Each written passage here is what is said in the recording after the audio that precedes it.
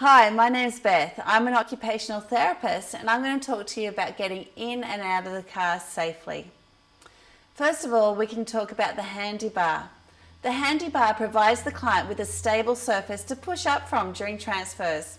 It is portable and lightweight and it's easily fitted into the car door latch once the door is opened. Please note, this must be removed prior to closing the door.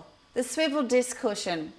Now this uses two disc layers separated by smooth fabric to encourage less friction and easy sliding and gliding. When the client sits on the seat facing out to the footpath, they can then easily swivel their legs into the car while remaining seated with less friction or resistance from clothing against the seat. The transfer strap. This strap hooks over the window frame when the window is open.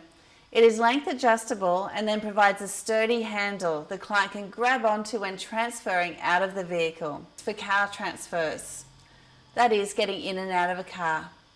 First of all, you can approach the vehicle and have the client turn so they can feel the car seat behind their legs and they are facing out towards the footpath. Then they reach back for the handy bar. They can push their bottom out and lower down into the seat. The carer can then provide assistance and guide their head safely into the car. The client is then assisted with the swivel and to lift their legs into the car.